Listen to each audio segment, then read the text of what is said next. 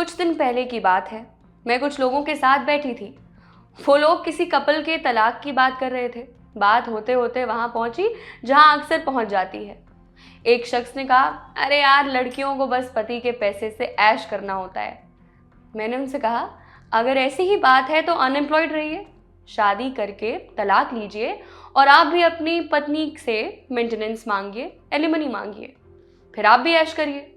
लोग मानने को तैयार नहीं। मैंने फोन पे दिखाया, तब भी नहीं मान रहे थे। तो मैंने सोचा कि क्यों ना इस पर एक एपिसोड ही बना लिया जाए। हाय, मैं हूं कनू प्रिया और आप देख रहे हैं कानून प्रिया।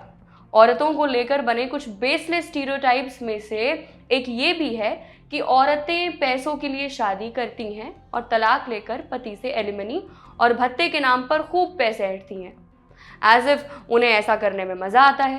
कई लोगों को ये भी लगता है कि कमाने वाली लड़कियां भी एलिमनी वसूलती हैं।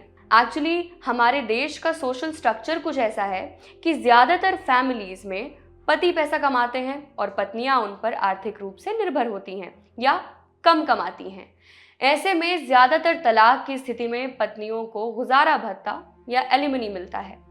लेकिन आपको पता है कि पुरुष भी मेंटेनेंस और एलिमनी के हकदार होते हैं।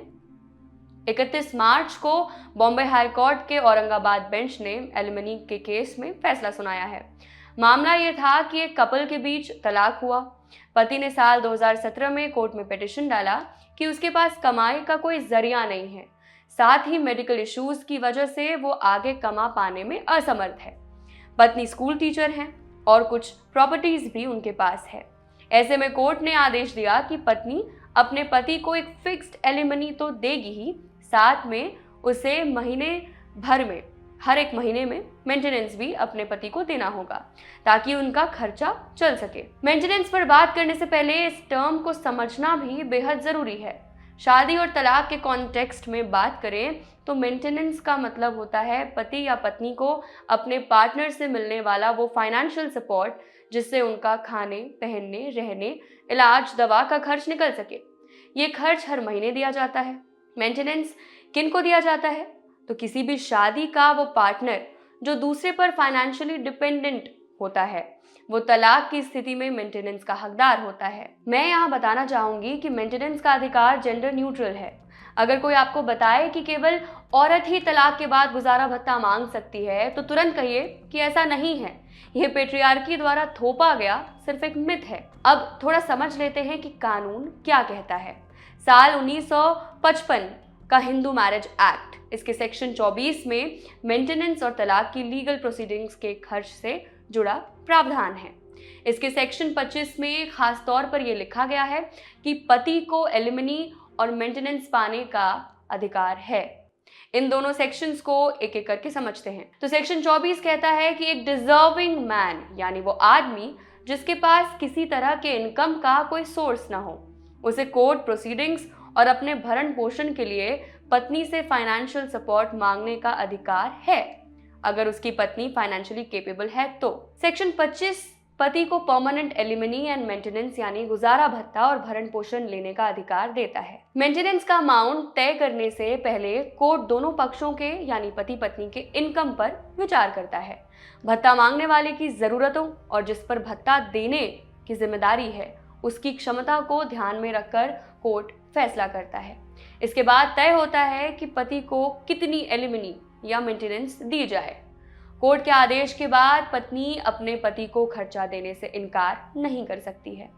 अगर फैसला देने के कुछ वक्त बाद दोनों की आर्थिक परिस्थितियों में बदलाव होता है तो कोर्ट सर्कमस्टांसेस और फैक्ट्स, तथ्यों के आधार पर फिर से मेंटेनेंस का अमाउंट तय कर सकता है। अगर पति एलिमनी या भत्ते का दावेदार होता है तो बर्डन ऑफ प्रूफ भी उसी पर होता है।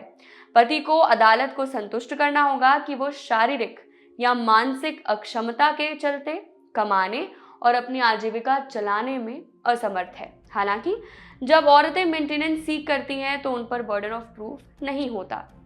कई मामलों में ये देखा गया कि पुरुष कमाता है, पुरुष खर्च उठाता है वाला स्टीरियोटाइप जजों के माइंडसेट में इतना हावी रहा कि पुरुषों को गुजारा भत्ता देने के पक्ष में वे नहीं दिखे। कुछ उदाहरणों पर नजर डालते हैं। साल 2017 निव्या VM बनाम शिव प्रसाद MK।